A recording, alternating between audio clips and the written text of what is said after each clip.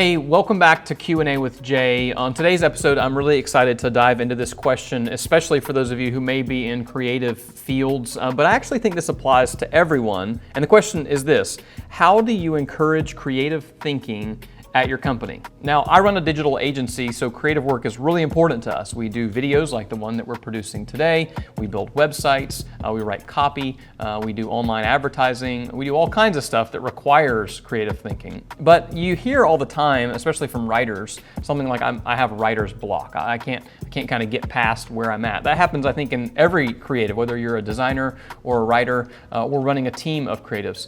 First of all, one of my favorite books as it relates to this, if you're a reader, is a book called Herding Tigers, and I cannot remember the author to save my life, but just Google Herding Tigers. Really great book on how to develop and nurture a creative team. But going back to the specific question, how do I encourage creative thinking at my company? I have a couple of tips that I think will be helpful for you. Number one, I believe that people need a space where it's okay to fail. It's okay to mess up. In fact, I actually believe as a leader, my responsibility, or one of my responsibilities, is to create a space so that others can fail, but not fail catastrophically. So I need to protect the company from catastrophic failure in many instances, but I need to encourage experimentation. We need to try stuff. We need to try it, see if it works. If it doesn't work, try something else. I also really believe in the power of collaboration. Now, we do some work that's remote work, but we also have a physical office, which I'm here sitting in today.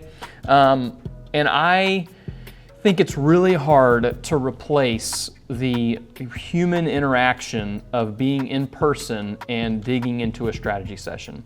So a lot of times, encouraging creative thinking is about blocking off times to do that and encouraging the team to go, hey, we need to block off an hour or 2 hours or half a day to kind of brainstorm and work on this together. Get in front of a whiteboard and start drawing stuff up, even if it seems silly or stupid.